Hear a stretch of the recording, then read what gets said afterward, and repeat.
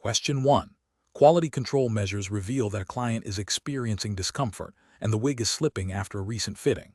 The client also reports difficulty in maintaining the styled look at home. Which of the following approaches best addresses these issues and upholds professional standards? Option A. Advise the client to purchase a wig cap liner to compensate for the ill-fitting wig and suggest they consult online tutorials for styling tips. Option B. Schedule a follow-up appointment to remeasure the client's head, assess the wig cap for proper fit and any potential adjustments, and provide a demonstration of at-home styling and maintenance techniques tailored to the client's ability and the wig's construction. Option C. Offer to restyle the wig without investigating the cause of the slippage or discomfort, assuming the initial fitting was adequate. Option D. Inform the client that wig slippage and styling difficulties are common and suggest they try to secure the wig with additional pins, without offering further assistance. The correct answer is B. Schedule a follow-up appointment to remeasure the client's head, assess the wig cap for proper fit and any potential adjustments, and provide a demonstration of at-home styling and maintenance techniques tailored to the client's ability and the wig's construction. Explanation. Scenario analysis. This scenario presents a common challenge in cosmetology, ensuring client satisfaction and safety when fitting and styling wigs and hairpieces. The professional must balance the client's aesthetic desires with the practicalities of wig fit, comfort, and maintenance, all while adhering to established professional standards and potential regulatory guidelines regarding sanitation and client care. The challenge lies in accurately assessing the client's needs, recommending appropriate solutions, and executing the fitting and styling with precision and care. Correct approach analysis. The correct approach involves a thorough consultation to understand the client's specific needs, preferences, and any scalp conditions. This includes precise measurement of the head for proper fit, assessing the wig's cap construction for comfort, and discussing styling options that are achievable and maintainable for the client. Post-fitting, providing clear instructions on wig care, including cleaning, storage, and styling techniques, is crucial for longevity and client satisfaction. This approach aligns with best practices by prioritizing client education, personalized service, and the responsible maintenance of salon property and client-owned items, ensuring a positive and safe experience. Incorrect approaches analysis. One incorrect approach involves rushing the fitting process without taking accurate measurements, leading to a poorly fitting wig that can cause discomfort and damage to the client's natural hair or scalp. This demonstrates a failure to adhere to professional standards of care and could be considered negligence. Another incorrect approach is failing to discuss maintenance requirements or providing vague instructions, which can result in the client improperly caring for the wig, leading to premature damage and dissatisfaction. This neglects the ethical responsibility to equip the client with the knowledge to maintain their investment. A third incorrect approach is styling the wig in a manner that is difficult for the client to replicate at home or that compromises the wig's integrity, showing a lack of consideration for the client's ongoing needs and the long-term wearability of the hairpiece. This can lead to client frustration and a negative perception of the professional's expertise. Professional reasoning. Professionals should approach wig and hairpiece services with a client-centered mindset. This begins with active listening during the consultation to fully grasp the client's goals. Accurate measurements and a careful assessment of the wig's fit are non-negotiable. Education is paramount. Clients must understand how to care for their wig to maximize its lifespan and appearance. When styling, the professional should consider the client's lifestyle and ability to maintain the style. If a client expresses concerns about fit or comfort, the professional must address them promptly and professionally, offering solutions or adjustments. This systematic approach ensures client satisfaction, promotes safety, and upholds the professional's reputation. Question 2. The assessment process reveals that a client presents with visible, inflamed patches and scaling on their scalp during a consultation for a haircut. The practitioner suspects a potential infectious condition. What is the most appropriate course of action according to infection control and safety regulations? Option A. Suggest the client see a doctor and then proceed with the haircut if they feel it is not contagious. Option B. Refuse service and recommend the client seek medical advice for their scalp condition. Option C. Proceed with the haircut, ensuring to wear gloves and sanitize tools thoroughly afterward. Option D. Inform the client that the condition appears minor and proceed with the service as usual. The correct answer is B. Refuse service and recommend the client seek medical advice for their scalp condition. Explanation. Scenario analysis. This scenario presents a common challenge in cosmetology where a practitioner must balance client service with the paramount importance of infection control. The practitioner is faced with a visible sign of potential infection on a client's scalp, which directly impacts the safety of both the client and future clients. The professional challenge lies in making an immediate, informed decision that upholds safety standards without causing undue distress or alienating the client, while also adhering to strict regulatory requirements for preventing the spread of communicable diseases. Correct approach analysis. The correct approach prioritizes client and public safety by refusing service when there is a visible sign of infection. This aligns directly with the core principles of infection control, mandated by cosmetology regulations. Specifically, regulations typically require practitioners to refuse service to any person exhibiting signs of a contagious or infectious condition of the scalp, skin, or nails that could be transmitted to a client or practitioner. This proactive measure prevents the potential spread of pathogens within the salon environment, protecting all individuals. It demonstrates a commitment to ethical practice and regulatory compliance, ensuring the salon remains a safe space. Incorrect approaches analysis. Refusing service without a clear explanation and offering alternatives is unprofessional and can lead to client dissatisfaction and potential complaints. While refusing service is correct, the manner of refusal is crucial. A complete lack of explanation or empathy can be perceived as dismissive. Proceeding with the service while taking extra precautions, such as wearing gloves, is a severe regulatory and ethical failure. Standard precautions like gloves are a baseline requirement for all services, not a substitute for refusing service when a visible infection is present. This approach directly violates infection control mandates designed to prevent the transmission of pathogens and puts all subsequent clients at risk. It demonstrates a disregard for the health and safety of others and a failure to understand the severity of contagious conditions. Suggesting the client seek medical attention without refusing service is also a failure. While recommending medical consultation is appropriate, it does not absolve the practitioner of their responsibility to refuse service when a condition poses a risk of transmission. The primary duty is to prevent the spread of infection within the salon, which necessitates refusal of service in such cases. Professional reasoning.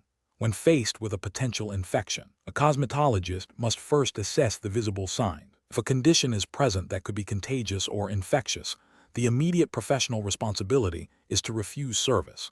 This refusal should be communicated clearly, empathetically, and professionally, explaining that the refusal is due to infection control protocols designed to protect the health and safety of all clients and staff. The practitioner should then recommend that the client seek medical advice for diagnosis and treatment. This decision-making process prioritizes regulatory compliance, ethical responsibility, and the overall safety of the salon environment. Question 3. Compliance review shows a stylist has just noticed a small spill of a chemical hair treatment product near an electrical styling tool that is currently in use. The stylist is alone in the salon at this moment. What is the most appropriate immediate course of action to ensure the safety of both the stylist and the salon environment? Option A. Immediately begin cleaning the spill with paper towels, as the electrical tool is not directly in the liquid. Option B. Immediately unplug the electrical styling tool, then ventilate the area and clean up the spill using appropriate personal protective equipment. Option C. Quickly move the electrical styling tool away from the spill to prevent it from coming into contact with the chemical. Option D. Continue the client service while keeping an eye on the spill, planning to clean it up after the service is completed. The correct answer is B.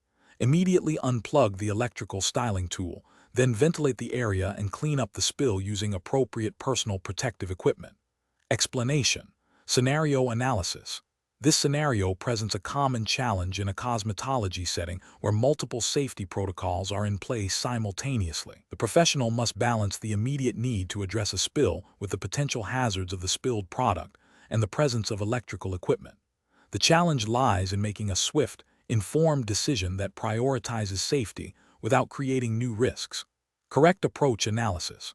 The correct approach demonstrates a thorough understanding of chemical safety protocols and electrical safety. By first disconnecting the electrical appliance, and then addressing the chemical spill with appropriate personal protective equipment and ventilation, the professional mitigates both immediate and potential long-term hazards. This aligns with general safety guidelines for handling chemicals and electrical equipment in a salon environment, emphasizing a systematic approach to risk assessment and control.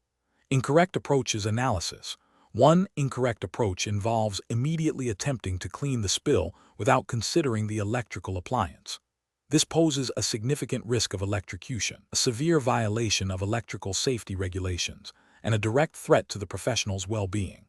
Another incorrect approach might be to simply move the electrical appliance away from the spill without disconnecting it.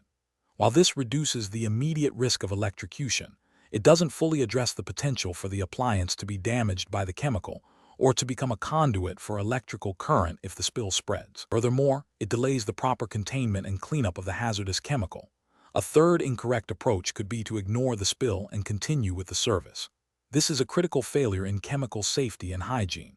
It exposes the client and the professional to potential skin irritation, respiratory issues, or other health problems depending on the nature of the spilled product. It also demonstrates a disregard for maintaining a safe and sanitary work environment, which is a fundamental ethical and regulatory requirement. Professional reasoning.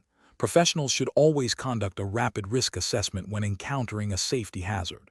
This involves identifying all potential dangers, chemical, electrical, physical, and prioritizing actions based on the severity of the risk. The decision-making process should follow a hierarchy of controls, starting with eliminating or substituting the hazard, then implementing engineering controls, administrative controls, and finally, personal protective equipment.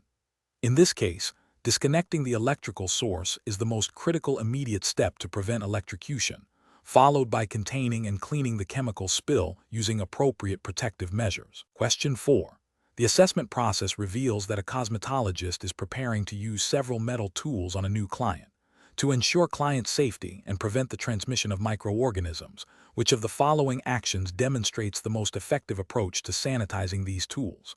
Option A. Wiping the tools with a dry cloth to remove any visible debris. Option B. Thoroughly washing the tools with soap and water, followed by immersion in an EPA-registered disinfectant solution for the manufacturer's recommended contact time. Option C. Using a client's personal towel to dry the tools after rinsing them with water. Option D. Soaking the tools in hot water for 5 minutes. Correct answer is B. Thoroughly washing the tools with soap and water, followed by immersion in an EPA-registered disinfectant solution for the manufacturer's recommended contact time. Explanation. The assessment process reveals a common challenge in cosmetology: maintaining a sterile environment to prevent the transmission of microorganisms. This scenario is professionally challenging because a cosmetologist's actions directly impact client safety and public health. Failure to adhere to proper disinfection and sanitation protocols can lead to the spread of bacteria, viruses, and fungi, potentially causing infections and posing a significant risk to vulnerable individuals. Careful judgment is required to identify and implement the most effective methods for microbial control. The correct approach represents best professional practice because it directly addresses the root cause of microbial transmission by eliminating or inactivating pathogens on tools and surfaces. This aligns with the fundamental principles of infection control mandated by cosmetology regulations, which prioritize client safety and the prevention of disease spread. Adhering to these protocols is not just a matter of good practice, but a legal and ethical obligation. An incorrect approach that involves simply wiping down tools with a dry cloth fails to eliminate or inactivate microorganisms. This is a regulatory and ethical failure because it does not meet the minimum standards for disinfection or sterilization required to prevent the transmission of pathogens. Another incorrect approach, using a client's personal towel to dry implements, is a severe ethical and regulatory breach. It not only fails to disinfect but actively risks cross-contamination between clients and introduces potential pathogens from the client's skin or hair onto the tools. A third incorrect approach, relying solely on visual inspection of tools for cleanliness, is insufficient. Many microorganisms are not visible to the naked eye, and a tool that appears clean may still harbor dangerous pathogens. This approach demonstrates a lack of understanding of microbiology and a failure to implement adequate infection control measures, violating regulatory requirements for sanitation. Professional reasoning in such situations requires a systematic approach. First, understand the specific pathogens that can be transmitted in a salon setting and their modes of transmission. Second, consult and strictly adhere to the established regulatory framework for cosmetology, which will outline the required disinfection and sterilization procedures for tools and equipment. Third, prioritize client safety above all else, recognizing the ethical responsibility to prevent harm.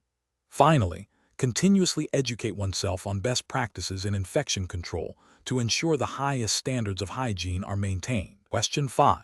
Assessment of a client's scalp reveals significant redness, scaling, and persistent itching that has not responded to their usual shampoo. The client mentions they have been experiencing this for several weeks. What is the most appropriate professional action to take? Option A. Suggest using a strong medicated shampoo available over the counter for dandruff. Option B. Proceed with a standard conditioning treatment, assuming it will alleviate the symptoms. Option C. Recommend the client consult a physician or dermatologist for a proper diagnosis and treatment plan. Option D. Attempt to diagnose the condition as a mild fungal infection and recommend a specific salon treatment. The correct answer is C. Recommend the client consult a physician or dermatologist for a proper diagnosis and treatment plan. Explanation. Scenario analysis. A client presents with a scalp condition that appears to be more than just dry scalp, exhibiting redness, flaking, and itching. This scenario is professionally challenging because a cosmetologist must accurately assess the situation to determine if it falls within their scope of practice or requires referral to a medical professional. Misdiagnosis can lead to ineffective treatment, potential worsening of the condition, and liability for the practitioner.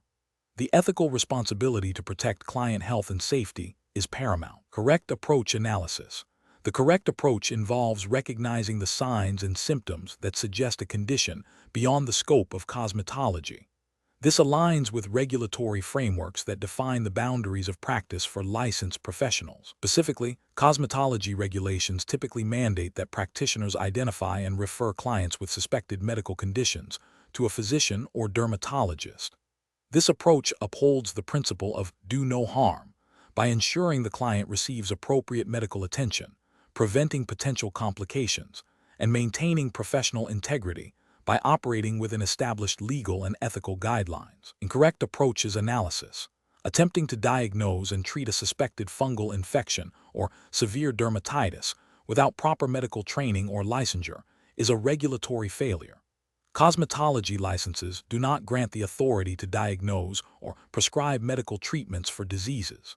This action could lead to the client's condition worsening due to incorrect or delayed medical intervention, violating ethical duties of care, and potentially exposing the practitioner to legal repercussions for practicing medicine without a license. Another incorrect approach is to ignore the client's symptoms and proceed with a standard service. This demonstrates a failure to adhere to professional responsibility and ethical standards.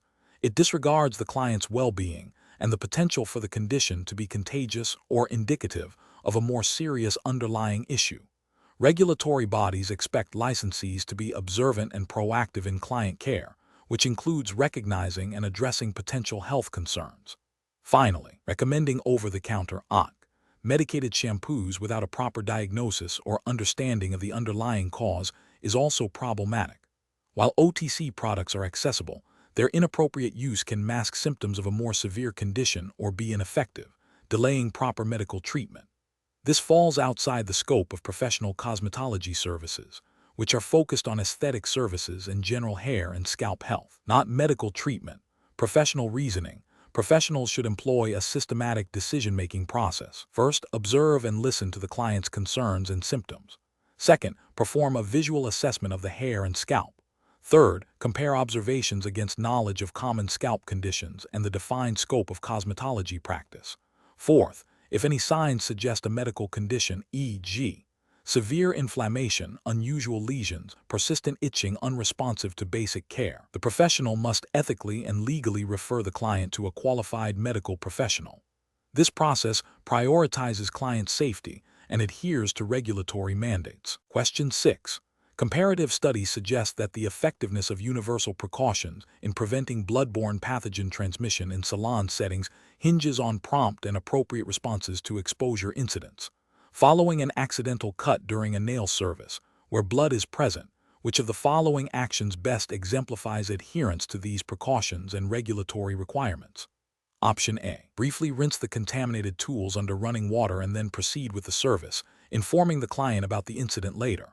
Option B. Apply an antiseptic wipe to the client's wound and then attempt to sterilize the contaminated tools using boiling water. Option C. Wipe the blood away with a paper towel and continue the service, disposing of the paper towel in the regular trash.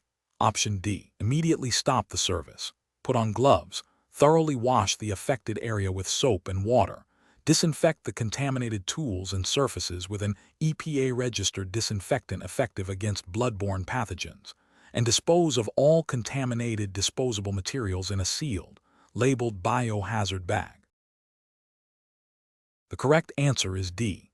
Immediately stop the service, put on gloves, thoroughly wash the affected area with soap and water, disinfect the contaminated tools and surfaces with an EPA-registered disinfectant effective against bloodborne pathogens, and dispose of all contaminated disposable materials in a sealed, labeled biohazard bag. Explanation. This scenario presents a common yet critical challenge in cosmetology: managing potential exposure to bloodborne pathogens after an accidental cut. The professional's immediate actions are paramount in preventing the spread of infection and ensuring client and personal safety, directly aligning with universal precautions. The correct approach prioritizes immediate, thorough decontamination and proper disposal of contaminated materials, reflecting best professional practice.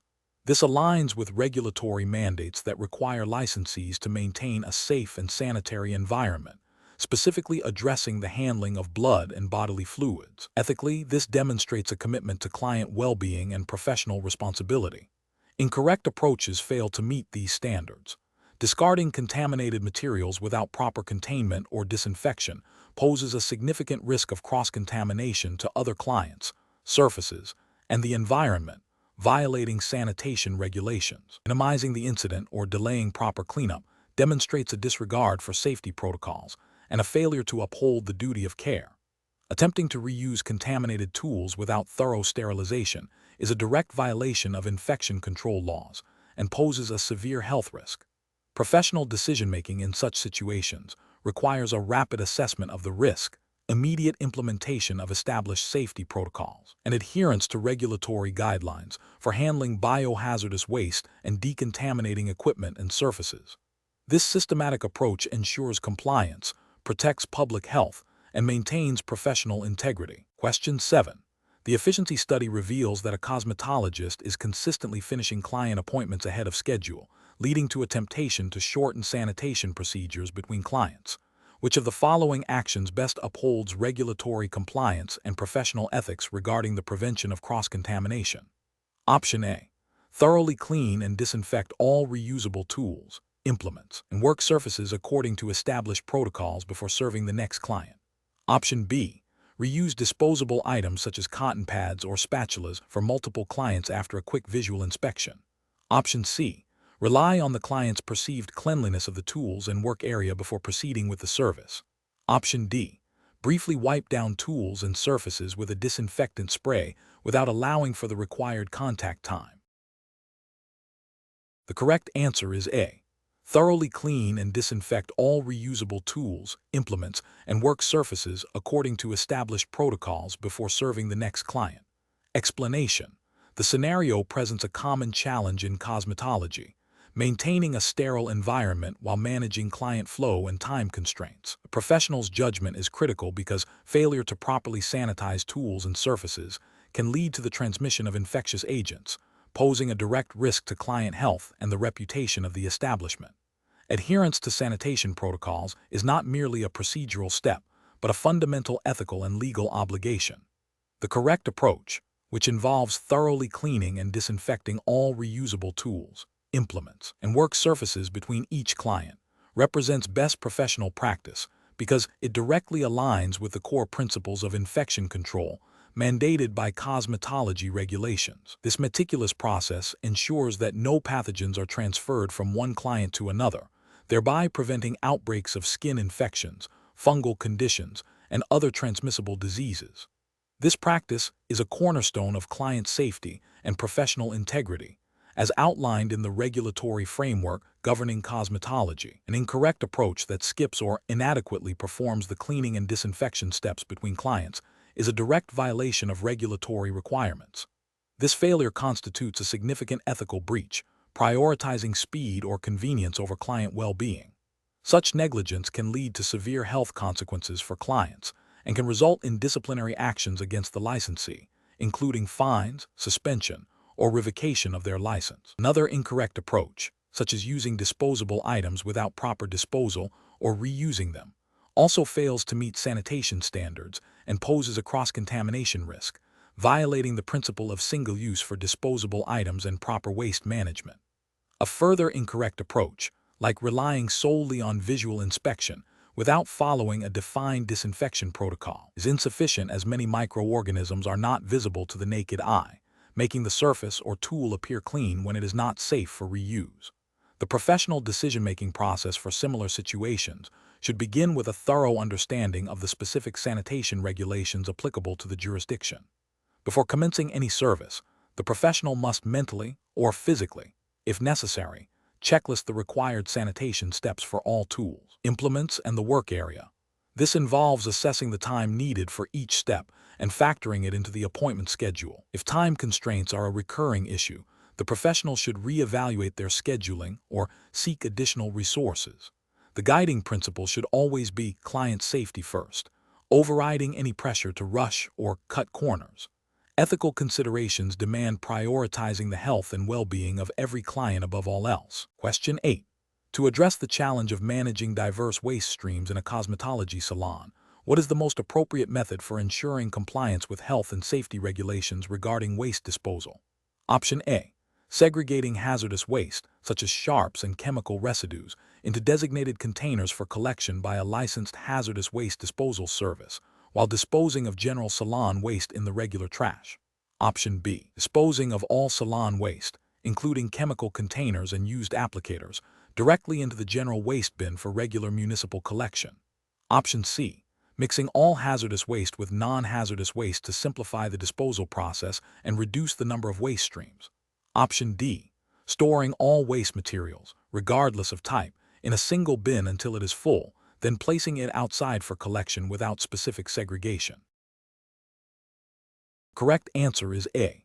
Segregating hazardous waste, such as sharps and chemical residues, into designated containers for collection by a licensed hazardous waste disposal service, while disposing of general salon waste in the regular trash. Explanation. This scenario presents a professional challenge because salons generate various types of waste, some of which are hazardous and require specific handling to protect public health and the environment. Improper disposal can lead to contamination, health risks for employees and the public, and legal penalties.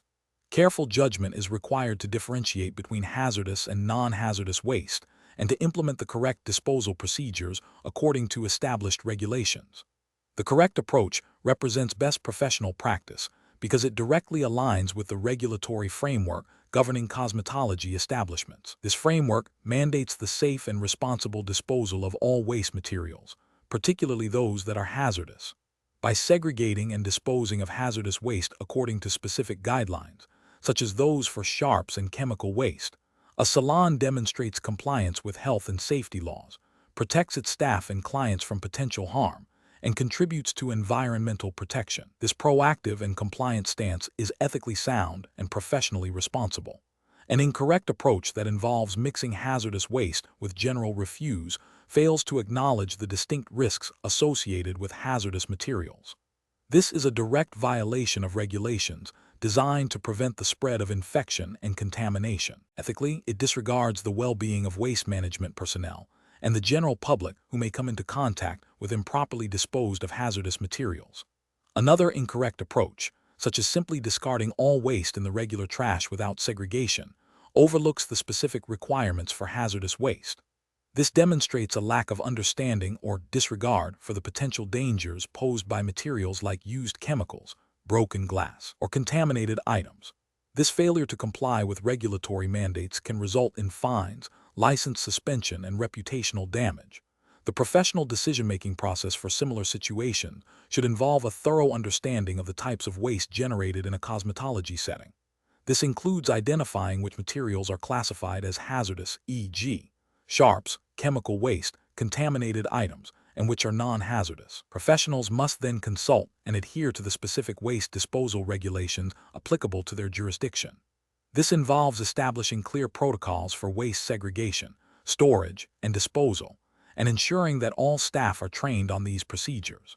Regular review of these protocols and staying updated on any regulatory changes are also crucial components of responsible waste management. Question 9. Stakeholder feedback indicates a recurring issue with stylists not immediately addressing spills of chemicals or blood during busy service periods. When a stylist notices a small amount of hair dye and a trace of blood from a client's scalp on the floor, what is the most compliant and professionally responsible immediate action to take?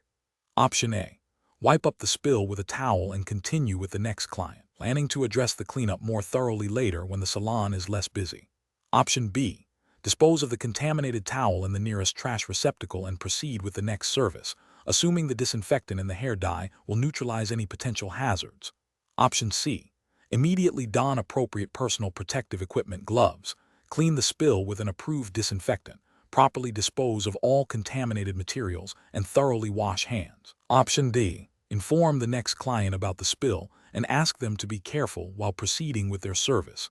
Then clean it up after all clients are finished for the day. The correct answer is C. Immediately don appropriate personal protective equipment, gloves, clean the spill with an approved disinfectant, properly dispose of all contaminated materials, and thoroughly wash hands. Explanation. Scenario analysis. This scenario presents a common challenge in salon environments where the immediate need to serve clients can sometimes overshadow the consistent implementation of safety protocols. The professional challenge lies in balancing efficient service delivery with the non-negotiable requirement of maintaining a safe and hygienic workspace as mandated by OSHA. This requires proactive management and a commitment to ongoing training and reinforcement, rather than a reactive approach. Correct approach analysis. The correct approach demonstrates a commitment to OSHA hazard communication standard and general sanitation requirements. By immediately addressing the spill with appropriate personal protective equipment, PPE, and disinfectant, and then ensuring proper disposal and hand hygiene, the stylist adheres to the principles of preventing cross-contamination and protecting both themselves and clients from potential biohazards. This proactive and thorough response aligns with OSHA emphasis on preventing the spread of infections and maintaining a safe working environment. Incorrect approaches analysis. One incorrect approach fails to acknowledge the potential biohazard of spilled chemicals and blood. Not using PPE and simply wiping the spill with a towel without proper disinfection and disposal violates OSHA bloodborne pathogen standard and general sanitation guidelines, creating a risk of transmission of infectious agents. Another incorrect approach prioritizes speed over safety, delaying the cleanup and disinfection until after all clients have been served, or until a supervisor is available, creates an unnecessary risk of exposure for both stylists and clients. OSHA standards require prompt action to mitigate hazards. A third incorrect approach demonstrates a lack of understanding of proper waste disposal. Disposing of contaminated materials in a regular trash bin without proper containment, e.g., a biohazard bag if applicable or at least sealed, can lead to further contamination and potential exposure risks for sanitation workers, violating OSHA waste management guidelines. Professional reasoning. Professionals should adopt a proactive and systematic approach to salon safety. This involves 1. Understanding and internalizing all relevant OSHA standards, particularly those related to hazard communication, bloodborne pathogens, and general sanitation. 2. Implementing regular training and drills for emergency procedures, like spill cleanup. 3. Maintaining readily accessible and properly stocked safety supplies, including PPE and disinfectants. 4. Fostering a salon culture where safety is a shared responsibility and reporting potential hazards is encouraged without fear of reprisal. When faced with a spill, the immediate professional response should be to assess the hazard, don appropriate PPE, contain and clean the spill using approved disinfectants, and dispose of waste according to regulations, followed by thorough hand hygiene. Question 10. Cost-benefit analysis shows that while a client is requesting a specific heat styling technique that could potentially cause significant damage to their already compromised hair, offering a less damaging alternative styling method would result in a slightly longer service time, but significantly reduce the risk of adverse outcomes. Considering the regulatory framework for cosmetology, which emphasizes client safety and professional responsibility, what is the most appropriate course of action? Option A. Educate the client on the risks associated with the requested technique, explain the benefits of the alternative styling method for hair health, and proceed with the safer, alternative styling option. Option B. Suggest the client purchase a specific at-home product that the salon sells, claiming it will mitigate the damage from the requested styling technique, and then proceed with the client's original request. Option C. Perform the requested styling technique exactly as the client desires, as client satisfaction is the primary objective. Option D. Refuse to perform any styling service for this client due to the perceived risk. The correct answer is A. Educate the client on the risks associated with the requested technique, explain the benefits of the alternative styling method for hair health, and proceed with the safer, alternative styling option. Explanation. This scenario presents a professional challenge because a cosmetologist must balance client satisfaction with adherence to safety and sanitation regulations. The client's desire for a specific, potentially damaging styling technique clashes with the professional's responsibility to maintain the integrity of the hair and scalp and to prevent adverse reactions. Careful judgment is required to navigate this conflict ethically and legally. The correct approach represents best professional practice because it prioritizes client safety and hair health, which are paramount in cosmetology. This aligns with the fundamental principles of professional conduct and the regulatory framework governing cosmetology, which mandates that practitioners operate within their scope of practice and avoid actions that could harm clients. Adhering to manufacturer instructions for products and equipment is also a key regulatory requirement, ensuring safe and effective application. An incorrect approach that involves proceeding with the client's requested styling technique without proper assessment or modification would be a regulatory failure. This could lead to hair breakage, scalp irritation, or chemical burns, violating the duty of care owed to the client. Ethically, it demonstrates a lack of professional integrity and a disregard for client well-being. Another incorrect approach, such as refusing service outright without offering alternatives or explanations, could be considered poor customer service and potentially lead to a complaint, though not necessarily a direct regulatory violation unless it stems from discriminatory practices. However, it fails to uphold the professional's role as an advisor and educator. Professionals should employ a decision-making framework that begins with active listening to the client's desires. This is followed by a thorough assessment of the client's hair and scalp condition.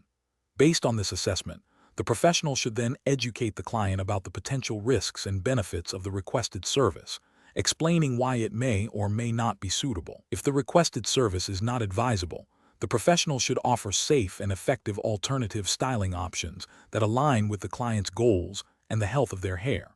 This process ensures informed consent and maintains a trusting client-professional relationship while upholding regulatory and ethical standards. Question 11. Governance review demonstrates a need for enhanced understanding of the skeletal system within the cosmetology curriculum. A licensed cosmetologist is performing a facial massage and needs to apply pressure effectively and safely. Which of the following anatomical considerations is most critical for this procedure, directly relating to the bones of the head and face? Option A. Understanding the precise location and prominence of the zygomatic bones and the mandible to guide massage pressure and contouring. Option B. Recognizing the carpals and metacarpals for hand dexterity during product application. Option C. Identifying the clavicle and scapula to assess posture during hair cutting. Option D. Differentiating between the humerus and the radius to ensure proper arm positioning for the client's comfort. The correct answer is A. Understanding the precise location and prominence of the zygomatic bones and the mandible to guide massage pressure and contouring. Explanation. Scenario analysis. This scenario presents a professional challenge where a cosmetologist must accurately identify and understand the skeletal structures of the head and face to perform services safely and effectively. Misidentification or misunderstanding of these bones can lead to improper application of techniques, potential injury, and failure to meet client expectations. The challenge lies in translating anatomical knowledge into practical application within the scope of cosmetology, adhering to safety protocols and client well-being. Correct approach analysis. The correct approach involves a thorough understanding of the cranial and facial bones, including their location, structures, and functions. This knowledge is foundational for performing services such as facial massage, hairstyling that involves head shape considerations, and the application of products. For example, understanding the zygomatic bone, cheekbone, is crucial for facial contouring techniques, while knowledge of the mandible, jawbone, informs massage strokes. This approach aligns with the cosmetology written examinations focus on anatomical knowledge as a prerequisite for safe and competent practice, ensuring services are performed without causing harm and with an awareness of the underlying structures. Incorrect approaches analysis. One incorrect approach would be to rely solely on visual cues without understanding the underlying skeletal framework. This could lead to incorrect product application, uneven results, or even damage to superficial nerves or blood vessels if pressure is applied inappropriately over bony prominences. This fails to meet the regulatory requirement for a foundational understanding of anatomy necessary for safe practice. Another incorrect approach would be to overemphasize superficial skin layers and ignore the influence of the underlying bone structure on facial aesthetics and product absorption. This demonstrates a lack of comprehensive understanding, potentially leading to suboptimal service outcomes and a failure to address the client's needs holistically, which is an implicit ethical expectation in professional services. A further incorrect approach would be to confuse the skeletal structures of the head and face with those of other body parts, such as the arm. This indicates a fundamental deficiency in anatomical knowledge, directly contravening the core curriculum of a cosmetology examination, which requires specific knowledge of the head and face. Such a lack of specificity poses a significant risk to client safety. Professional reasoning. Professionals should approach client services with a strong foundation in anatomy, specifically the skeletal system of the head and face. This involves continuous learning and application of this knowledge to practical techniques. When faced with a situation requiring anatomical understanding, professionals should recall and apply their learned knowledge of specific bones, their locations, and their functional relevance to cosmetology services. If unsure, they should consult reliable anatomical resources or seek guidance from educators or supervisors, prioritizing client safety and service quality above all else. Question 12. Consider a scenario where a cosmetologist is performing a facial treatment and accidentally tears one of the disposable gloves they are wearing. The tear is small, and the practitioner feels no immediate discomfort or exposure. What is the most appropriate course of action to maintain professional standards and client safety? Option A. Rinse the torn glove under running water and continue the service, assuming this will remove any potential contaminants. Option B. Remove the torn glove but proceed with the service using only bare hands for the remainder of the treatment to save time and resources. Option C. Immediately stop the service, carefully remove the torn glove, perform hand hygiene, and put on a new sterile glove before continuing the treatment. Option D. Continue the service with the torn glove, as the tear is small and no immediate discomfort is felt, to avoid interrupting the client's experience. The correct answer is C. Immediately stop the service, carefully remove the torn glove, perform hand hygiene, and put on a new sterile glove before continuing the treatment. Explanation. This scenario presents a common challenge in a cosmetology setting, maintaining a sterile environment and protecting both the client and the practitioner from potential contamination during a service. The core of the challenge lies in the practitioner's responsibility to adhere to strict hygiene protocols, which are paramount in preventing the spread of infections and ensuring client safety. The proper use and disposal of personal protective equipment, PPE, are fundamental to these protocols. The correct approach, which involves the immediate and proper disposal of contaminated gloves and the donning of new ones before proceeding, represents best professional practice because it directly aligns with established health and safety regulations. These regulations, such as those mandated by state cosmetology boards and public health guidelines, emphasize the importance of barrier protection. Specifically, regulations typically require that gloves be changed between clients and whenever they become contaminated or torn. This practice minimizes the risk of cross-contamination, safeguarding the client from any potential pathogens on the practitioner's hands or on the previously used gloves, and protecting the practitioner from exposure to bodily fluids or chemicals. Ethically, this demonstrates a commitment to client well-being and professional integrity. An incorrect approach, such as continuing the service with the same contaminated gloves, constitutes a significant regulatory and ethical failure. This action directly violates hygiene standards designed to prevent the transmission of bacteria, viruses, and fungi. It exposes the client to potential infection, which is a breach of the duty of care owed to them. Furthermore, it demonstrates a disregard for professional standards and could lead to disciplinary action from the licensing board, including fines or suspension of the license. Another incorrect approach, like simply rinsing the gloves and continuing, is equally problematic. Rinsing does not effectively sterilize gloves or remove all contaminants, and it still fails to meet the requirement for fresh barrier protection. This also represents a failure to adhere to regulatory mandates for infection control. Professionals should employ a decision-making framework that prioritizes client safety and regulatory compliance. This involves a proactive approach to hygiene, where the practitioner anticipates potential contamination and is prepared to take immediate corrective action. When a glove becomes contaminated or torn, the decision-making process should be instantaneous. Stop the service, remove and dispose of the contaminated glove according to biohazard waste protocols, perform hand hygiene, and don a new, sterile glove before resuming the service. This systematic approach ensures that all steps are taken to maintain a safe and professional environment, reflecting a deep understanding of the responsibilities inherent in the cosmetology profession. Question 13. Operational review demonstrates a client presenting with nails that are yellowed, brittle, and have a foul odor.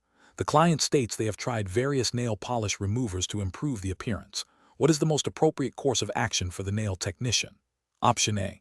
Proceed with a standard manicure, focusing on filing and buffing the nails to improve their appearance, and advise the client to use a different nail polish remover. Option B. Apply a strong antifungal polish to the client's nails, as this is a common cosmetic solution for nail discoloration. Option C. Politely inform the client that the condition appears to be beyond the scope of cosmetology services and recommend they consult a physician for diagnosis and treatment. Option D. Suggest the client try soaking their nails in a bleach solution at home to disinfect them before their next appointment. The correct answer is C. Politely inform the client that the condition appears to be beyond the scope of cosmetology services and recommend they consult a physician for diagnosis and treatment. Explanation.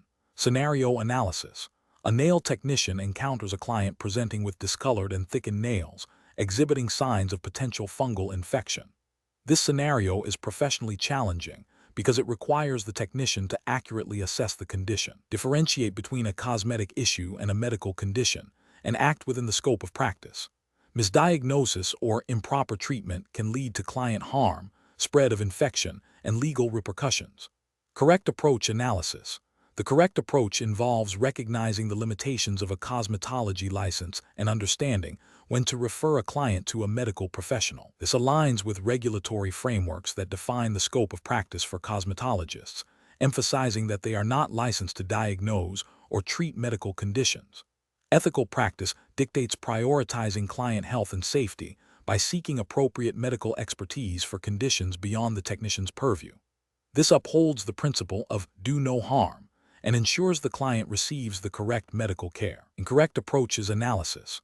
One incorrect approach is to attempt to treat the condition with over-the-counter antifungal products or by aggressively filing the nail.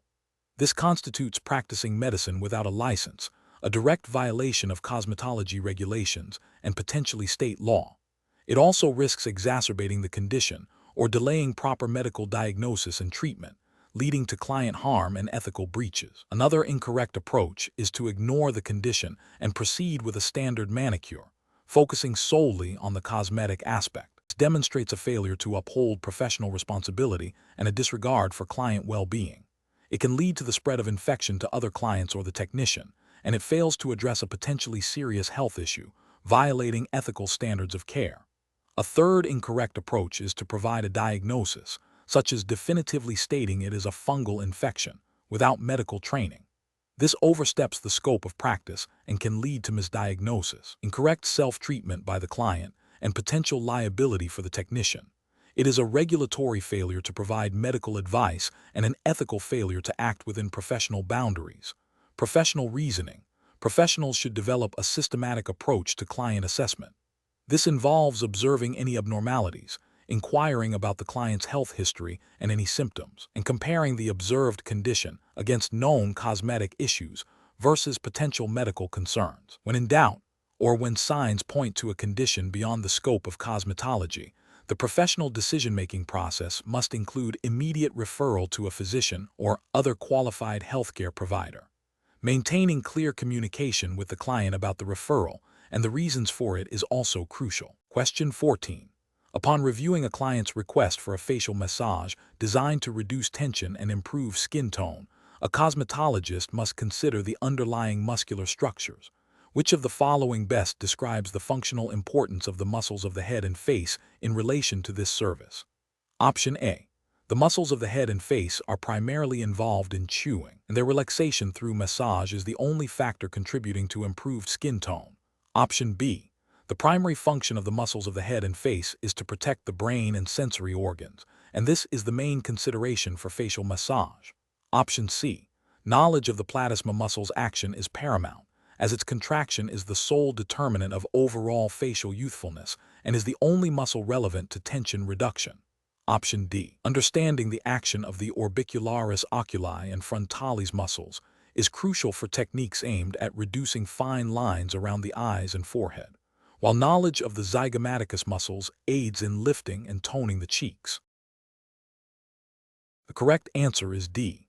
Understanding the action of the orbicularis oculi and frontalis muscles is crucial for techniques aimed at reducing fine lines around the eyes and forehead, while knowledge of the zygomaticus muscles aids in lifting and toning the cheeks. Explanation. This scenario presents a professional challenge because a cosmetologist must accurately identify and understand the muscular functions of the head, face, neck, and arms to provide safe and effective services. Misunderstanding these functions can lead to improper technique, client discomfort, or even injury. The challenge lies in applying theoretical knowledge of anatomy to practical client care.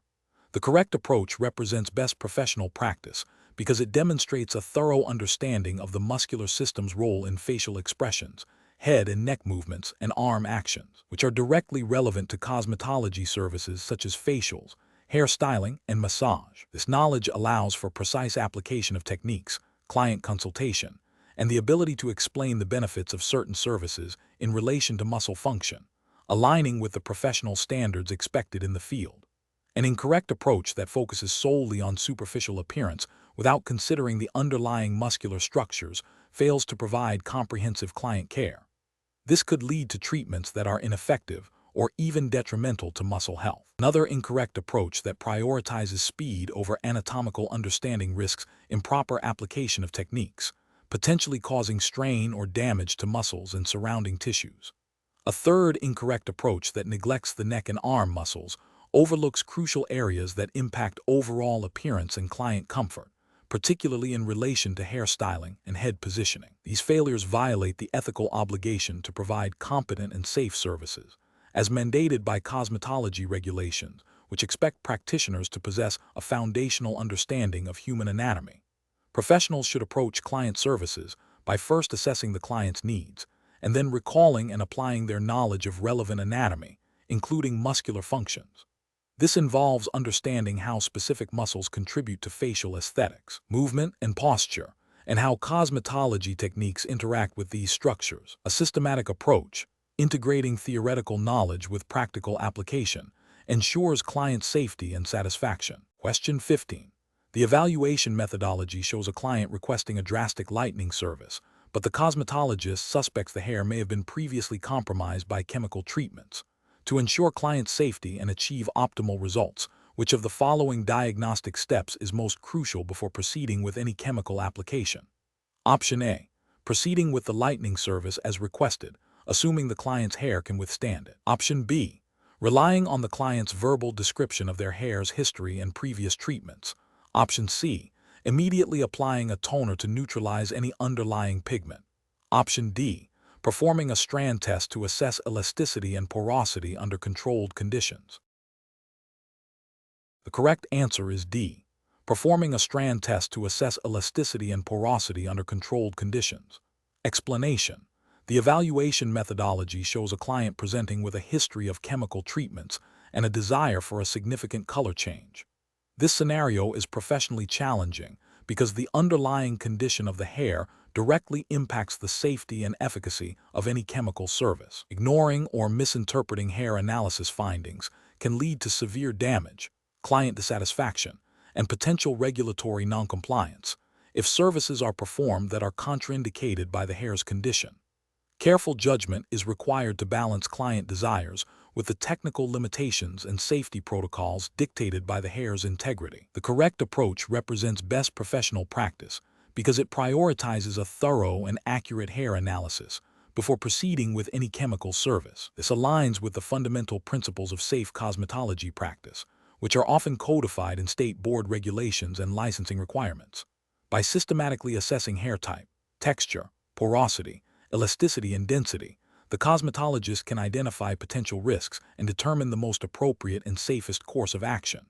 This proactive assessment ensures that the chosen service will yield the desired results without compromising the hair's health, thereby upholding professional standards and client well-being. An incorrect approach that involves proceeding with the desired color change without a comprehensive hair analysis is a significant regulatory and ethical failure. Such an approach disregards the established safety protocols and best practices mandated by cosmetology licensing boards. It demonstrates a lack of due diligence and a failure to uphold the professional responsibility to protect the client's hair and scalp from harm. This can lead to disciplinary action from the licensing board, including fines, license suspension, or revocation due to negligence and violation of practice standards. Another incorrect approach, such as relying solely on the client's self-reported hair history without independent verification through analysis, is also professionally unacceptable. While client input is valuable, it is not a substitute for objective assessment. This failure to conduct a proper analysis can lead to misdiagnosis of the hair's condition, resulting in inappropriate service selection and potential damage. Ethically, it breaches the duty of care owed to the client. The professional reasoning framework for similar situations should involve a systematic, multi-step process. First, engage in a thorough client consultation to understand their goals and history. Second, conduct a comprehensive visual and tactile hair analysis, assessing each of the key indicators: type, texture, porosity, elasticity, and density. Third, interpret the findings from the analysis in conjunction with the client's consultation to determine the hair's current condition and its suitability for the desired service.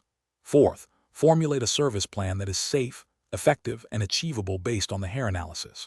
Finally, communicate the findings and the proposed plan clearly to the client, obtaining informed consent before proceeding. This structured approach ensures that all relevant factors are considered, minimizing risk and maximizing the likelihood of a successful and safe outcome. Question 16. Examination of the data shows a client with a history of scalp sensitivity and previous chemical damage is requesting a permanent wave to achieve tighter curls. The stylist has a variety of perm solutions and rod sizes available. Which of the following actions represents the most responsible and safe approach to this client's request? Option A. Apply a standard perm solution and use the smallest rod size available to achieve the tightest curl possible without further testing. Option B. Ignore the client's history of scalp sensitivity and proceed with a standard perm application, as it is a common service. Option C. Perform a strand test and assess the hair's elasticity and porosity to determine the appropriate perm solution strength, rod size, and processing time, while also considering a scalp protectant. Option D. Proceed with a strong perm solution and a short processing time to minimize the risk of damage, as the client desires tight curls. The correct answer is C. Perform a strand test and assess the hair's elasticity and porosity to determine the appropriate perm solution strength, rod size, and processing time, while also considering a scalp protectant. Explanation. Scenario analysis. A client presents with a history of scalp sensitivity and previous chemical damage, requesting a significant change in hair texture through a permanent wave. This scenario is professionally challenging because it requires balancing the client's desired outcome with the inherent risks associated with chemical services, particularly on compromised hair. A thorough understanding of hair structure, chemical processes, and client history is paramount to prevent further damage and ensure client safety. Correct approach analysis.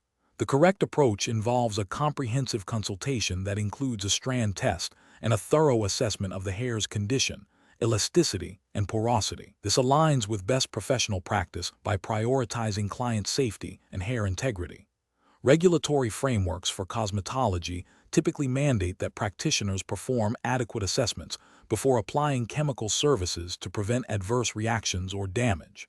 Ethically, this demonstrates due diligence and a commitment to providing a safe and effective service. The strand test specifically allows for the evaluation of how the hair will react to the perm solution and neutralizer, informing decisions about processing time and product selection. Incorrect approaches analysis.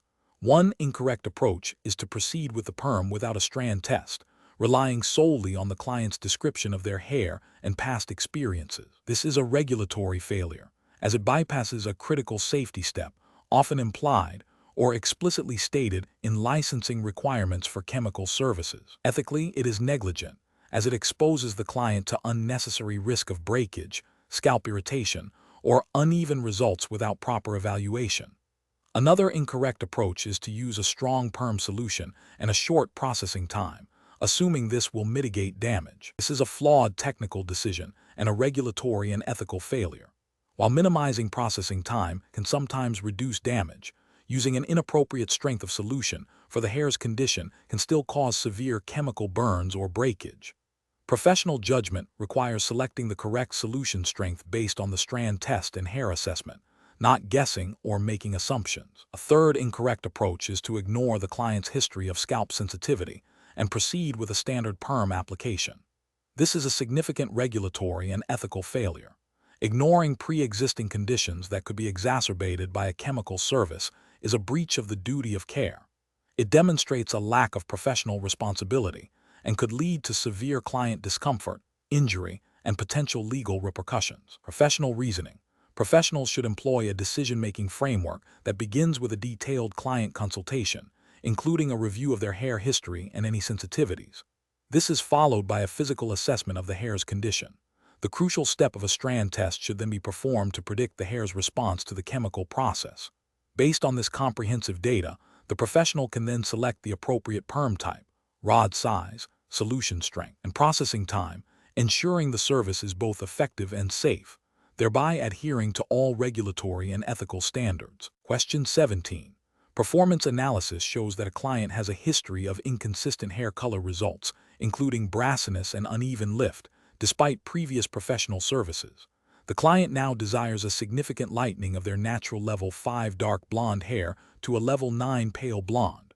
What is the most critical step to ensure a safe and predictable outcome for this service? Option A. Apply a toner immediately after rinsing the lightener without assessing the underlying pigment. Option B. Proceed with the full application of lightener using a standard 20-volume developer. Option C. Perform a strand test with the proposed lightener and developer.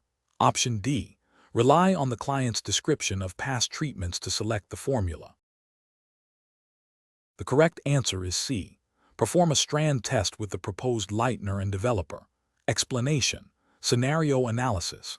This scenario is professionally challenging because it involves a client with a history of unpredictable hair color results, indicating potential underlying issues with previous applications or hair porosity. The stylist must not only address the client's current desire, but also account for past inconsistencies to achieve a predictable and healthy outcome. This requires a thorough understanding of hair science and color theory beyond simple application. Correct approach analysis. The correct approach demonstrates best professional practice by prioritizing a strand test. This is crucial for several regulatory and ethical reasons. Cosmetology regulations, such as those found in state board rules and professional practice guidelines, mandate that services be performed safely and effectively. A strand test allows the stylist to assess the hair's porosity, elasticity, and its reaction to the chosen color formulation without compromising the entire head of hair. This proactive step prevents potential damage, allergic reactions, and unsatisfactory color results, thereby upholding the professional's duty of care and preventing potential liability. It aligns with the ethical obligation to provide competent and safe services. Incorrect approaches analysis. One incorrect approach involves proceeding with the full application without any preliminary testing. This directly violates the professional's responsibility to ensure client safety and service efficacy. It disregards the potential for adverse reactions, such as breakage, scalp irritation, or uneven color, which could lead to client dissatisfaction and potential complaints to the licensing board. Ethically, it demonstrates a lack of due diligence and a failure to adhere to industry best practices, which are often implicitly or explicitly supported by regulatory frameworks. Another incorrect approach is to rely solely on the client's description of past experiences without performing an objective assessment. Client history is important. Hair can change over time due to environmental factors, previous treatments, or internal health. Ignoring the need for a physical assessment and strand test in favor of anecdotal evidence is a failure to apply professional judgment and technical skill. This can lead to misformulation and application errors, potentially resulting in damage or a color outcome that does not meet expectations, again raising regulatory and ethical concerns regarding competence. A further incorrect approach might be to use a generic, high-volume developer without considering the hair's condition. Regulations often require stylists to use products and techniques appropriate for the specific client's hair type and condition to prevent damage. Using a strong developer indiscriminately, especially on hair with a history of issues, is a direct contravention of this principle and can lead to severe damage, violating the duty of care and potentially incurring penalties from regulatory bodies. Professional reasoning. Professionals should approach color services, especially on clients with a history of complications, with a systematic process. This begins with a thorough consultation, including a detailed client history. However, this must be followed by a physical assessment of the hair and scalp. The critical next step, particularly when dealing with unpredictable hair or new formulations, is a strand test. This allows for empirical data collection on how the hair will react. Based on the consultation, assessment, and strand test results, the stylist can then formulate the color and plan the application technique. This decision-making process prioritizes client safety, hair health, and the achievement of desired results, all while adhering to regulatory requirements and ethical standards. Question 18. Market research demonstrates that clients are increasingly seeking advanced facial treatments and hair removal services. A cosmetologist is preparing to perform a deep cleansing facial and waxing service on a client's upper lip. Considering the intricate network of nerves in the head, face, and neck, which approach best ensures client safety and optimal service outcomes? Option A. Perform the facial and waxing, carefully observing the client for any visible signs of distress and adjusting pressure as needed. Option B. Proceed with the facial and waxing, focusing on efficient service delivery and assuming the client will communicate any discomfort. Option C. Delegate the waxing portion of the service to an assistant, as it carries a higher risk of nerve irritation than the facial. Option D. Prioritize understanding the sensory distribution of the trigeminal nerve and its branches, and tailor the facial and waxing techniques to avoid overstimulation or irritation of these nerve pathways, while also confirming client comfort throughout the service. The correct answer is B. Proceed with the facial and waxing, focusing on efficient service delivery and assuming the client will communicate any discomfort. Explanation. Scenario analysis. This scenario is professionally challenging because it requires the cosmetologist to understand the intricate relationship between the nervous system, specifically cranial nerves, and the services they provide. Misunderstanding or neglecting the function of these nerves can lead to client discomfort, injury, or even long-term damage, impacting the professional's reputation and potentially leading to legal repercussions. The challenge lies in applying anatomical and physiological knowledge to practical cosmetology applications while adhering to safety and ethical standards. Correct approach analysis. The correct approach demonstrates best professional practice by prioritizing client safety and informed consent. It acknowledges the potential impact of cosmetology services on the trigeminal nerve, which is responsible for sensation in the face and motor function for chewing. Understanding its branches, ophthalmic, maxillary, and mandibular, allows the cosmetologist to anticipate and mitigate risks associated with facial treatments, hair removal, and even certain makeup applications. This proactive approach ensures that services are performed with the client's well-being as the paramount concern, aligning with the ethical obligation to do no harm and the regulatory requirement for competent practice. Incorrect approaches analysis.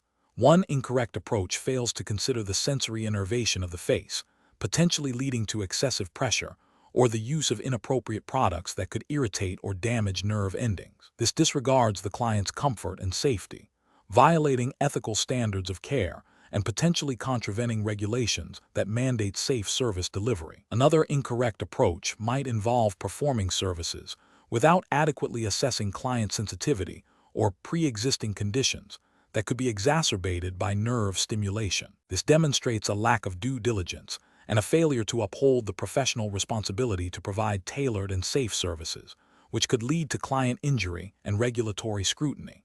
A further incorrect approach could be to ignore client feedback regarding discomfort or unusual sensations during a service. This dismisses the client's experience and the potential for nerve involvement, representing a significant ethical lapse and a failure to respond appropriately to signs of distress, which could have regulatory consequences. Professional reasoning. Professionals should approach client services with a comprehensive understanding of facial anatomy and physiology, particularly the nervous system. This involves a thorough client consultation to identify any sensitivities or contraindications. During the service, continuous client communication is crucial, observing for any signs of discomfort and adjusting techniques accordingly. When in doubt about the potential impact on a specific nerve or client condition, consulting with a supervisor or referring the client to a medical professional is the most responsible course of action. This systematic approach ensures client safety, ethical practice, and adherence to regulatory standards. Question 19. Analysis of a client who has recently been diagnosed with hypothyroidism and is experiencing increased dryness, thinning hair, and mild acne. The client is seeking cosmetic advice for managing these visible changes. Which of the following represents the most appropriate professional response within the scope of cosmetology practice? Option A. Prescribe a topical retinoid for the acne and recommend a biotin supplement to improve hair thickness, as these are common and effective remedies for such issues. Option B. Recommend a gentle, hydrating skincare regimen and advise the client to continue following their physician's treatment plan for hypothyroidism, emphasizing that cosmetic treatments can help manage symptoms but not cure the underlying condition. Option C. Suggest a series of intensive chemical peels to address the acne and recommend a potent hair growth serum that is known to stimulate follicles, as these symptoms are directly related to the hormonal imbalance. Option D. Advise the client that these skin and hair changes are common with aging and suggest a standard anti-aging facial and a volumizing shampoo, without inquiring further about their medical diagnosis.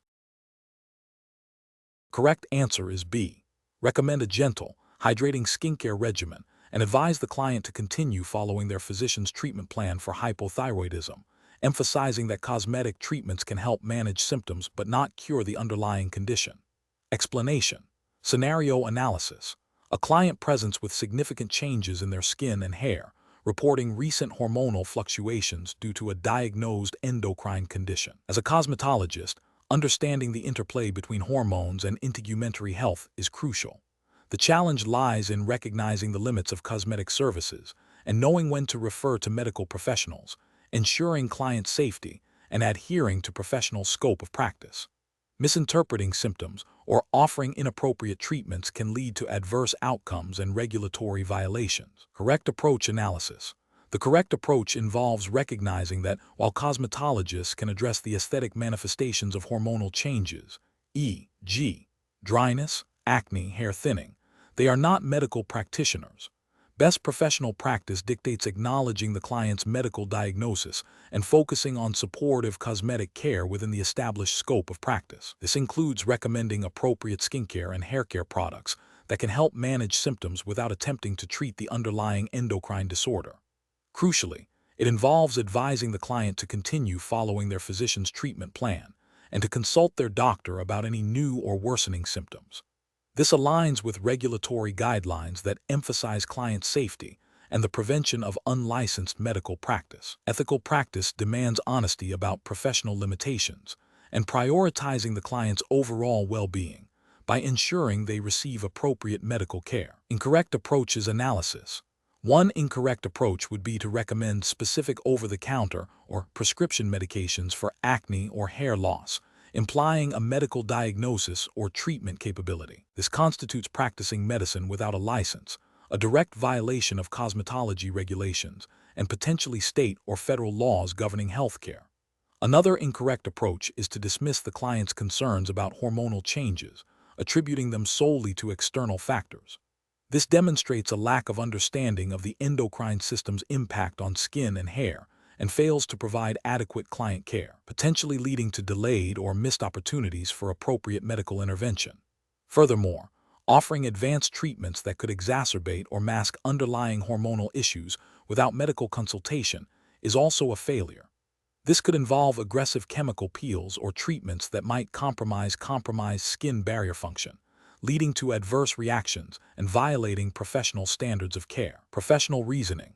Professionals should adopt a decision-making process that begins with active listening and information gathering. When a client mentions a medical condition, especially one affecting the skin and hair, the professional must consider the potential impact of the endocrine system. The next step is to assess the client's symptoms within the scope of cosmetology. If the symptoms appear to be directly related to a diagnosed medical condition, the professional's role shifts to supportive care and referral. This involves understanding the boundaries of their license, prioritizing client safety, and maintaining open communication with the client about their medical treatment plan. When in doubt, always err on the side of caution and recommend consultation with a qualified healthcare provider. Question 20. Benchmark analysis indicates that a cosmetologist has just completed a facial service for a client. The reusable metal spatulas used for product application are now visibly soiled with product residue. Which of the following actions best upholds infection control and safety standards? Option A. Assume the spatulas are clean enough for reuse as the client did not report any skin issues during the service. Option B. Set the soiled spatulas aside to be disinfected at the end of the business day. Option C. Thoroughly clean and disinfect the spatulas according to manufacturer instructions and regulatory guidelines before storing them for the next client. Option D. Wipe the spatulas with a clean towel to remove visible residue before placing them back in the service area for reuse. The correct answer is C. Thoroughly clean and disinfect the spatulas according to manufacturer instructions and regulatory guidelines before storing them for the next client. Explanation. This scenario presents a common challenge in cosmetology, maintaining a sterile environment while performing services that inherently involve potential exposure to pathogens. The professional's judgment is critical in balancing client service with the paramount importance of infection control to prevent the spread of disease. The correct approach prioritizes client and practitioner safety by adhering to established protocols for disinfection and sterilization. This aligns with regulatory requirements designed to protect public health and maintain professional standards.